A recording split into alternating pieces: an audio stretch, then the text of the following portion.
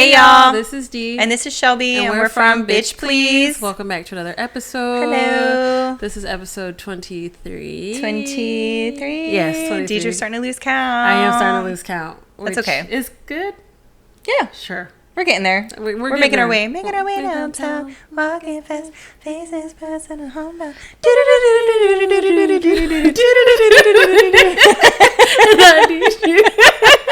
And now I wonder. Anyways. I needed that. We had to start off with a bang. Yeah. It's been a day. It's been a day. It's been a whole day. All right. So before we get into today's topics, how are your screws? They are fucked up today. Yeah. No, it's okay. They are, though. Yeah. How are your screws? Yep. All right. Moving on. So. And next topic. So, honestly, before we get into that, I just want to say we went out last night and we had a very good time with some new friends. Good. It was very nice. It was very cool. It was had a so great time. good. And I got a glizzy, bro. And we got glizzies. You know how much I love my glizzy. It was fire. Glizzy King downtown. Shout out to you, baby. And Yeah. that guy was like, "Oh, you come down here to see me?" Right. Yes, boo. I Not do. your glizzies. Yes. Specifically the glizzies. Specifically. But if you're going to think I'm coming down here to see you and you're going to give me a discount, I'm not going to say no. Keep showing up. Yep. I will be We'll there. be here to eat all of the glizzies. Be there. They're expensive, though. They are expensive. And I'm kind of surprised because I don't remember them being that high last time, but I also remember being slightly drunk. So. No, they were that high last time. I don't remember them being like that. Mm-hmm. Actually, last time I wasn't drunk. It was the time before last. And the time before last, we didn't eat at that spot. We ate at the one that fucked us up. That's right. That's why they was so cheap, because our stomachs was gang. Hell yeah, gang. Throwing up gang signs left and right. Left and right. It was bad. It was really bad. Anywho. Moving on. So there was this video on Instagram that had a woman saying, are you easy to please, or are you just adjusted to being neglected? Mm-hmm. And I was like, that is so interesting. That is so interesting. What do you think about that? I think it has to do with stemming from trauma and just like Being a people pleaser? Yes, I think that too, but also like for me, I think honestly, if I'm being very raw and honest, I'm used to being neglected. Because the smallest things, like stuff that should be normal in a relationship, I get hyped about. I'm like, oh my God, you do that? Like, you're going to take the trash off of me? Oh my God. You hold my hand? Right. Wow. You want to hug me? Honestly, Thank though, you. Having been and I know you have as well, having been in a relationship that lacked all physical touch. Yeah. That is huge. Yeah. It's That massive. It is very, very huge. But again, it comes down to like, are you easy to please? Or have you been neglected? Yes. And it's like, yes, I have been neglected. That is why I'm easy to please. Yeah. Yeah. No, I agree with you on that, because I feel the same. Like, I used to be like, I don't even ask for that much. And then I'm like, the reason why I don't ask for much is because I'm used to people not holding up their end. Not being able to any provide. way, whether it's a relationship, whether it's a friendship, whether it's just, familial, whatever it be. Yeah. And realizing, like, I don't have that. Yeah. And that sucks. Yeah. So I'm used to just being like, I just got it. Whatever, I'll just do it myself. That's me. And hyper-independence is it's a trauma response. Yeah, it is. 100% a trauma response. And I am hyper-independent. Like, no, I don't need your help. No, I don't need this. I will I don't need struggle that. through it if I have to. 100%. I don't care. I remember times where I've been like super in pain or whatever, and just been like, I just got to do it because I didn't have nobody else, you know what I mean? Like I couldn't rely on 100% others to be there. Well, it was like in my marriage, I was like, I didn't get any physical touch. Like rarely did I get physical touch unless it was sexual. So it was like getting a foot rub was like a big deal, having, holding my hand, giving me a hug, rubbing my head, like that was a big fucking deal. And so like now getting it, which is I think why my situationship was able to like swoop in and like really do the love bombing shit, like hard body. And I was like, yes, because I was neglected for fucking not just 10 years, but then my mother was also, anyways, different story for another time. But yeah, so when I saw that reel and you saved that reel, I was like, oh my fucking God. But then the guy's reaction, yes. Yeah, because why are you in our business? Why are you in our business? How dare you say that shit? How dare you say that truth? I don't need you to point it out to me. Yeah, I'm aware. I guess the thing that for me is that I feel like a lot of the times a lot of my responses are stemming from neglect. Yeah. Absolutely. Which is weird because I never felt like I didn't feel like super neglected by like my family or nothing like that, but I am an only child, so there's only so much they could do with having to go to work and things like that. So I don't think it really I never really thought about it that much until I started dating. Yeah. And that's when I noticed it the most. Yep. And having a person who was completely not affectionate to going to somebody who love bombed the hell out of me to having somebody that is affectionate but like behind closed doors, that's really annoying. That is annoying. It is annoying. Behind them closed doors. Yeah. Yeah. So, it is annoying. Listen, I want to be loved out loud. I want whoever I'm with to talk about me like I am the beginning and end of their entire world. Yeah. Yeah. Yes. That's what I want. I want somebody who wants to build with me and be with me. You saw a little wink? You saw it? Yes. Wait, now we having tears. Oh my gosh. Hold on. Are you crying right now? Yeah. Why? But like happiness. Yeah. Happiness. Complete happiness. How wild is that? Yeah. You know what I mean? And it's just like, it's crazy. Like, kind of like, I don't know what I wanted then and what I want now and what I have had and what I have now, and it's wild. It's different. It changes as you get older, and things that used to matter don't matter anymore. Yeah. So it's like, it's cool. I know. It's really cool. I know.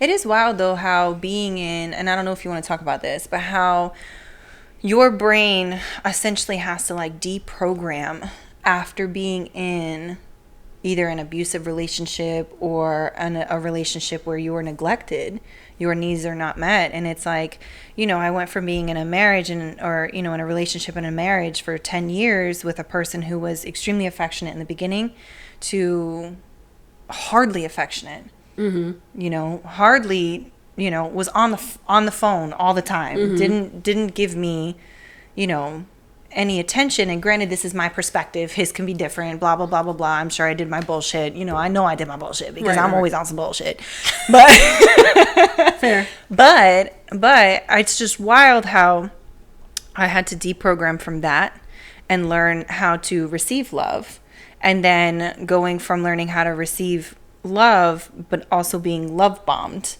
by somebody who was being overly attentive, overly affectionate, and it was like very overstimulating. Yeah. And it was like my brain had to really deprogram from that. And then to get out of that situationship and deprogram from that, it was like I had to detox from all of it and like really learn what was normal. Yeah. And then when I got normal, I was like, oh, this is what it's supposed to be like. This is what it's like. This is nice. I'll take one of those. I'll take one of those. Yes. Give me that one. Give me that one. Give them all to me. Yeah.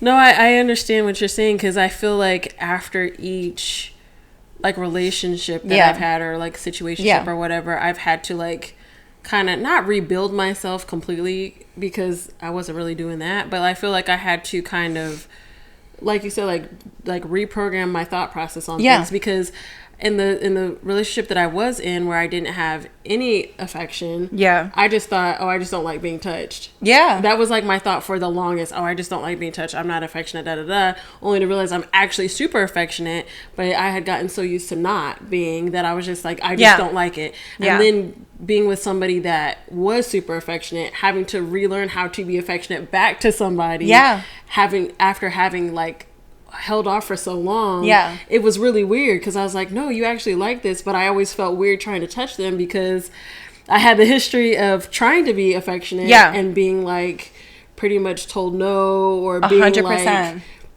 or if it was like a fight or an argument. It was a fight, or like I remember there was one situation where it got to the point where I went to go give him a hug and he like like squared up on me, and I was like, what are we doing? What? I just wanted to give you a Are hug. we about to do Like, this? let me Because know. I will touch you this way, or I could touch you this way. Like, it could be love, or we about to throw hands. We can Like, fight. Either way, I'm going to be a touching. Like, Yeah. So it was like a weird, yeah. like trying to get back into that. So Yeah. I understand where you're coming from on that, because I've had to do the same. Yeah. I feel like now I'm just trying to figure out Yeah. if I actually am. I feel like I am very chill. You are super chill. I feel like I'm very chill. Super chill. And I don't think I ask for a lot. No. I don't think you do. And so I actually think you ask for less than you deserve. And I say that because I do too. Yeah. I do too. Yeah. I'm getting emotional. I don't have the energy for this. God damn. I forgot what I was gonna say. You're Yeah. a pretty chill person. No, I do. I think I'm pretty chill for the most part. I don't think I'm asking for too much. I feel like in that, because when I saw that video, I was thinking like, am I really easy to please? Or am I being neglected? Or am I just really chill about stuff? And I may have been neglected, but I also am really, like, I feel like both can exist. Yeah, for no, me. absolutely. So I'm like, yes, that is the case for certain situations, but I feel like also part of it is like some stuff I just don't, are just not that big to me. Yeah. Of course. So I mean, it's like about what your preference is. Right. So yeah, it was just an interesting perspective, but I definitely felt a little bit called out.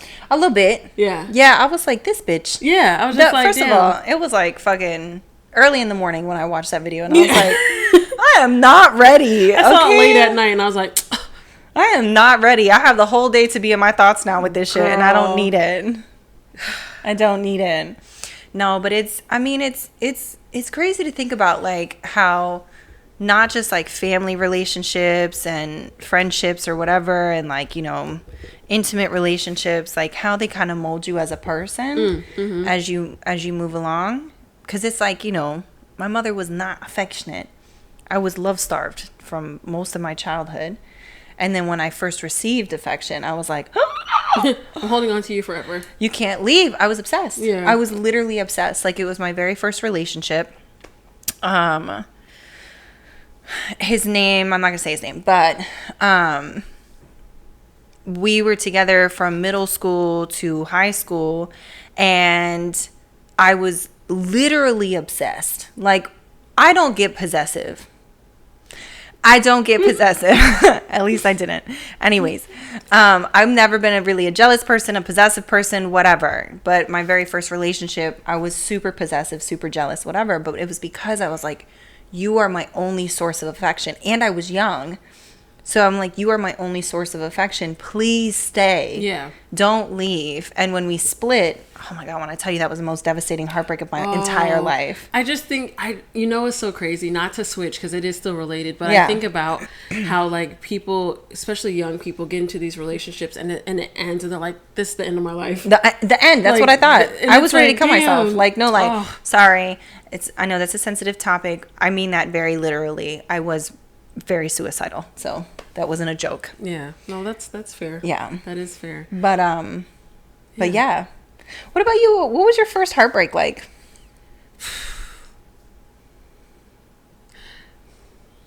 Oh, that unmemorable.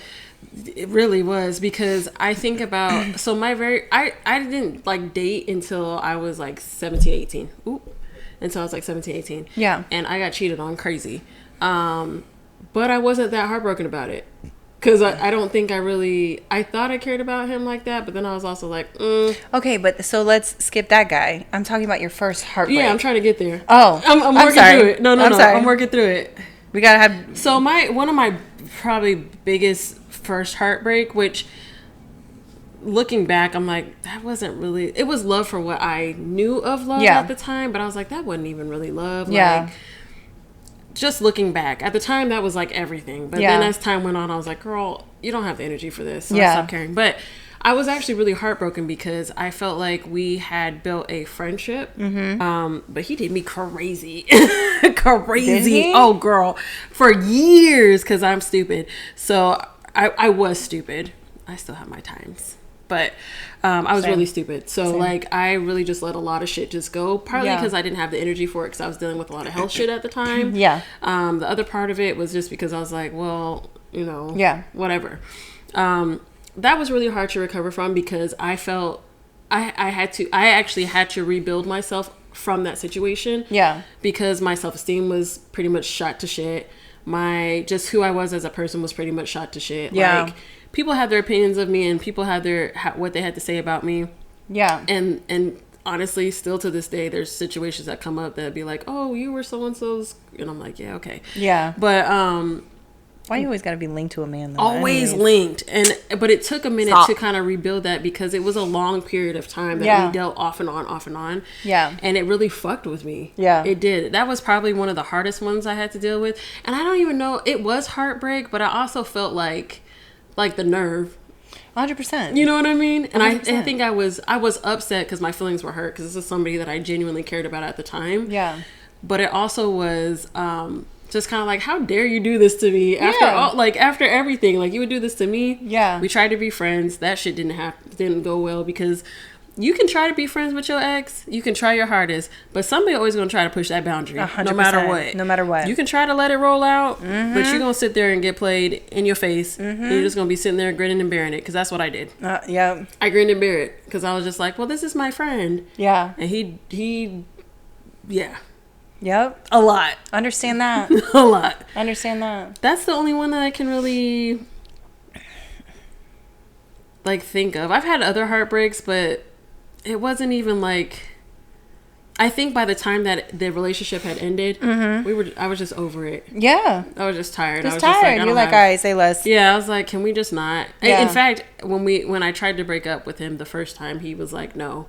And I was like, well, I've said that I'm single and I've said that you're single. What you choose to do with that is on you. Yeah, 100%. Love that. But I'm single. Like, but we are not together. We're not together. It's not happening. So, but yeah, that was my first. I was probably, I mean, if you think about the course of time, it was probably from the time I was like 21 till about 24. Oh. So I was fairly later in life. Yeah. But because I was so late to dating. Yeah. That was kind of a big thing for me. Yeah. No, you know? I get it. But it sucks. Like, you would think you go through that stupid, crazy up and down bullshit when you're in like middle school and high school and stuff. And then you start dating in like your late teens, early 20s. And it's like, you still doing the same shit. Yeah. Damn. Yeah. You didn't outgrow it. Right. Even a little bit. A little bit. God. Yeah. It's a lot. It is a lot, but you know, I appreciate all of the experiences. Definitely. Good and bad, because I feel like it made me a better person. 100%. I feel like it made me look inward, because I will say that relationship that I had my heart broken, I was on some trash too. Like, I wasn't all the way, you know, without fault. Understand that. He amped it up, but I was not without fault, to say the least. And so I feel like I'm glad that I've gone through all these experiences. Certain things I can spot a mile away, and I'm like, I'm not dealing with that. Absolutely. Other stuff, my favorite thing. It's kind of dressed a little different. I don't know if that's the same thing or not. They got on purple today. Yeah. I think that might be the same thing. I think it might be the same thing. It's disguised as something else. That might be a little pink flag. Yeah, it looks a little rust-colored. Maybe. It's a little rust. It's a little rust-colored. I don't know. It's got some rosy hues to it. Yeah, it's got some sparkles. I don't know. So I can typically spot from a mile away the things that I no longer want. Absolutely. Other times they're disguised a little differently that I wasn't expecting. They pop up a little bit out of nowhere. They do. And I'm you know, it's so funny because I actually had a friend, and he was like, you should be able to recognize if you're dealing with like a narcissist, you should be able to spot a narcissist a mile away in any way that they may come. And I was like, that's interesting. I find that interesting because narcissists can present themselves in all sorts of different. So we were talking about different narcissists, and you were going off of that example. Oh yeah, it was just, that was the example that I could use. I don't remember what he said, but it was something about, it was a certain type of person. Yeah. And he's like, you should be able to figure out that person in whatever way they can come. And I was like, I don't know, like, you know, Yeah. I was like, I think I'm pretty good at spotting certain things. I said, but certain things are disguised as other things, so you can't always tell. You can't always tell. And he was like, but if you know whatever the particular thing was, he's like, you should be able to see it no matter what. And I was like, yeah, no, because not everybody operates like that. For one. For two, people are really good at acting one way and then being completely different because they are used to putting on that front. So I appreciated what he said, but I was also like, I don't think I'm completely like being out here stupid because I can't spot. You know. Well, because I mean, like when you're first dating somebody, you're not spending all of your time with them. You know what I mean? But you're getting their best parts of them right off the bat because they want to make that good impression. They want to trap you in there so you're stuck and stupid so you can. And I'm not pointing at you, but what I'm saying, I was like, I hope you don't think I'm pointing at you because I'm not. But what I'm gonna say is that was my situationship. Because when I would be with this person, I would get a totally different version than what other people were getting or particular people were getting. And those other people were getting a fucked up version. And me, I was getting this totally different person. And this, you know, he was painting the picture of like, everybody else is the bad guy. Everybody else is the issue. Everybody else is da-da-da-da-da-da. I'm just a victim. Well, actually, he was the fucked up one. But you want to know what? He disguised it in a different way in the beginning. And that's hard to spot sometimes because you're like, oh, this is a perfect person. And then you're like, there's some shit in the back that I can't really see. That's sus. You know, but it's like when you go from being in, and again, it's that detoxing and that deprogramming. I didn't give myself that time to do that before I tried to dive into this whole thing. And it was like, you know, the deprogramming of being in a relationship where you've already been neglected to something of the extreme. You know, you're just like, I'm just happy I finally get to have because like my love language is physical touch. I need to be touched. Like I need to be held and hugged and kissed and loved in front of people or behind closed doors. I need to be all the time. Like, you know, you don't have to be fucking straddling me for that. But like, you know what I'm saying? No, like, I get it. You know, I'm one of those people that like just put your knee on my knee. You know, just like one of those. But sometimes you just can't spot it. You can't, and it's hard to. I've tried to see it in every way possible. I have been tricked. No, I don't want to say tricked. I've been mistaken. Bamboozled. A couple of times. But it was not because I couldn't recognize it. It's because I was like, see, that's the other part of it. Because I'm like, is this actually what I'm seeing? Or am I just using... So sometimes you can't see them being, you know, right out in the open because they're all dressed up different. You just got to try to find those key things. Like I have my friend Steven. Shout out to Steven because I know you listen to this podcast and I love you so much. Thanks, boo. But my friend Steven, he was like, I have a red flag list and a green flag list. And I made that list. And I'm like, I stick to that. If this is what's happening and this is what's happening and this is what's happening, like, I can't deal with that. If I spot this, or this, no. I like those lists. I am not the best at sticking to them. And it's not 100%. Necessarily like the red flag, green flag list. It's more of a list of needs or wants and like pros and cons. It's a pros and cons list that my therapist had told me to write out. Love those. And I did it. And I was like, well, these are the things that I want and need. And she was like, okay, does this person cover all of them? And I was like, well, most of them. And she's like, but it's not all of them. And I was like, no. And she's like, and I was like, yeah, but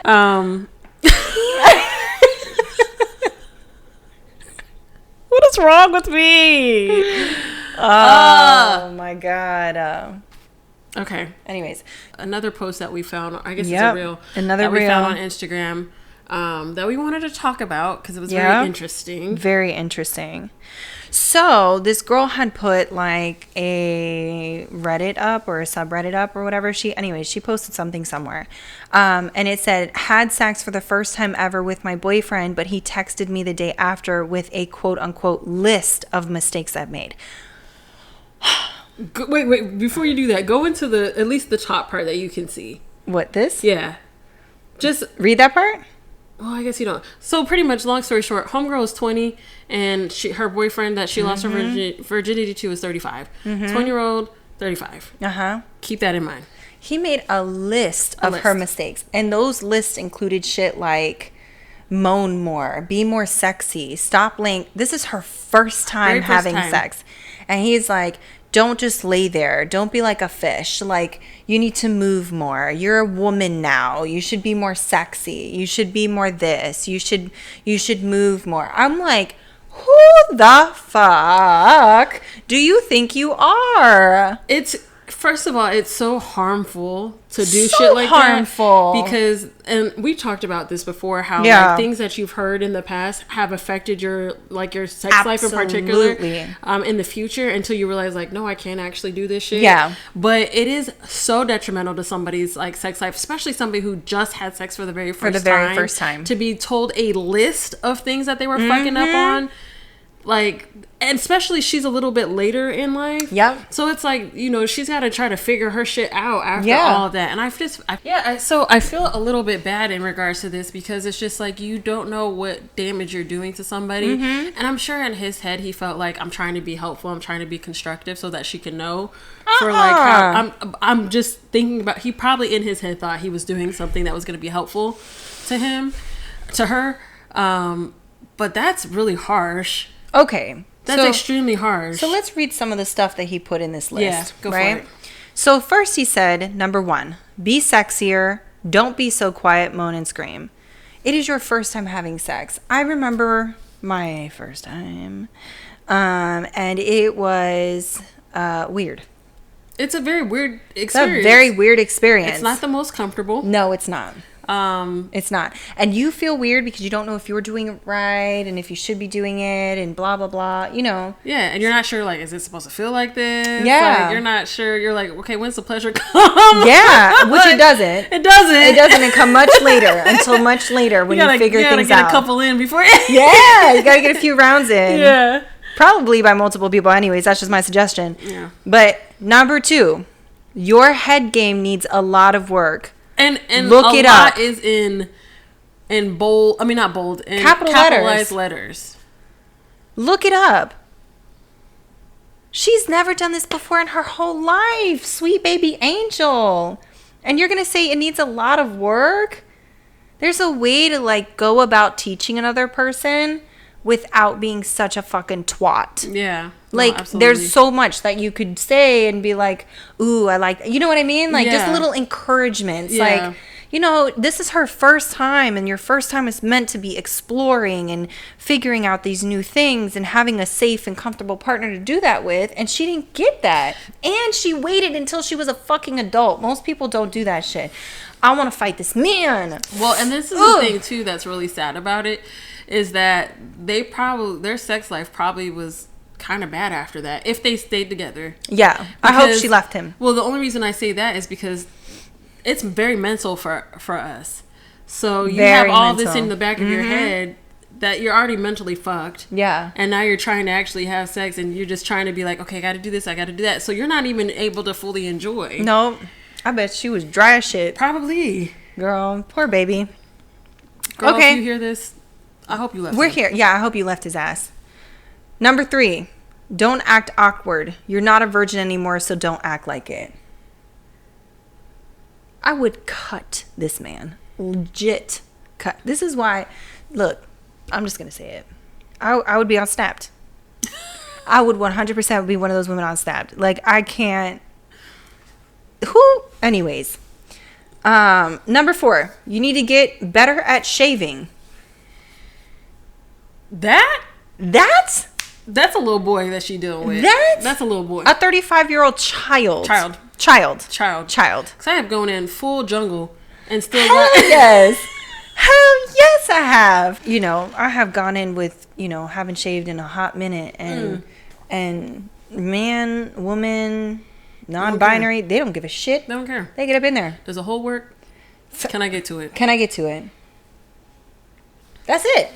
That's literally it. And this is a whole man-child, 35-year-old man-child. I bet he hasn't fucked that many women. Couldn't.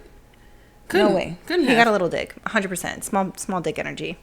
It sounds like he watches a lot of porn. 100%. Which is like cool. Do your thing. Everybody has no their thing. judgment on the porn game. Love it. But I'll be watching weird shit. I do too. Anyways. What does your list look like? A lot of gay porn. Yes. A lot of gay porn. But I just feel like, if he's watching a lot of porn, which is fine, you don't do your thing, but your expectation of what this girl who's never had sex is going to be doing is not going to be that of a porn star. No. It's just not. It's not. And from his list, it sounds like that's what he was looking for. Yep. Don't put that on somebody else, especially somebody new. Like, at least if you're going to sit here and give her feedback, which is fine, give feedback, but find a way to do it in a way that makes it not so harsh and detrimental to her well-being. Facts.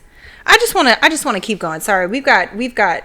I'm going to read the last 3 real quick and then we can talk about it. Number 5, don't tell a guy to stop when he's getting into it. It ruins the mood. Actually, I'm sorry. I got to pause here. That's rapey. That is creepy as fuck. Rape. That is toxic bullshit. That is, you are not allowed to say no. Consent does not matter.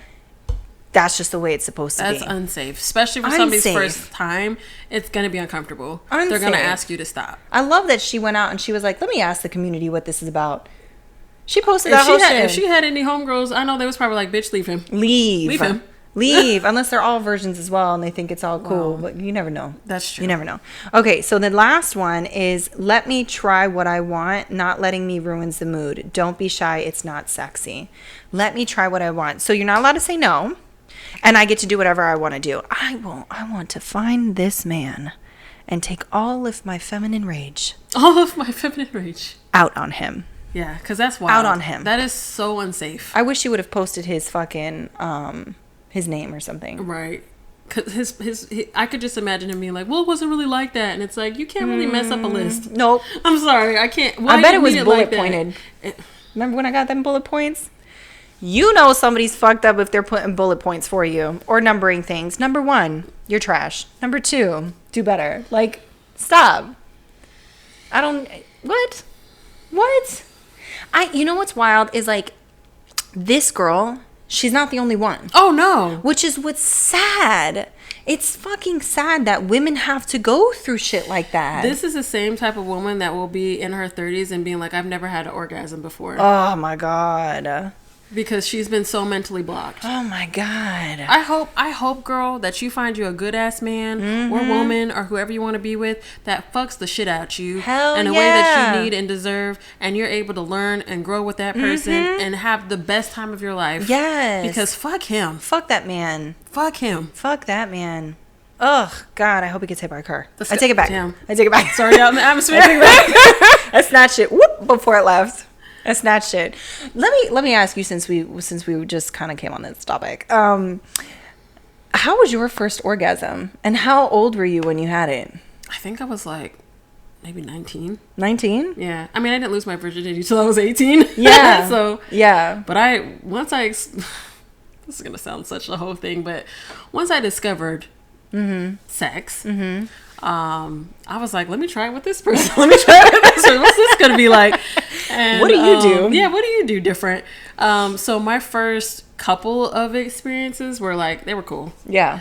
The experience that I had that my hymen actually broke and like all that stuff, that shit was insane. Yeah. I was like, what the hell is this? Love that. I spurted for the first time. Oh! Yeah, I was like, what is this? I was like, okay, you. Lovely. Girl, I was so surprised. I was like, yes. And at the time, I was like, this is the best sex I ever had. You live a little longer, you realize yeah. it and all that. Yeah. You realize, like, it was cool. Yeah. But, so yeah. So that's how my first one was. How about, oh, you already gave yours, sorry. Did I? Kind of. No, you didn't. Go ahead. Yeah, that's okay.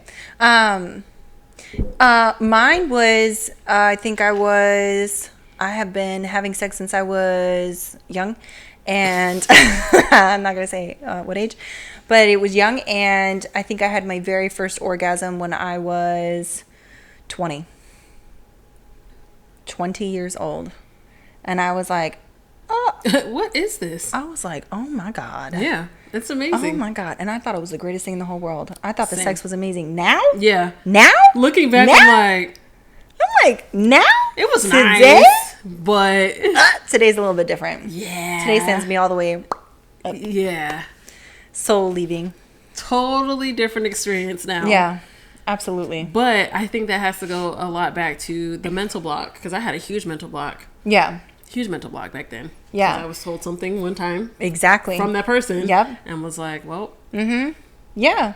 I was told something, and then I took that with me everywhere. Yeah. And I was always in my head. Yeah. So can you imagine this girl? Yeah. You know, being the age that she is and going through that first experience. It's just wild. Yeah, I want to fight that man. Yeah. I want to find him and fight him. I want to fight most men. Mm-hmm.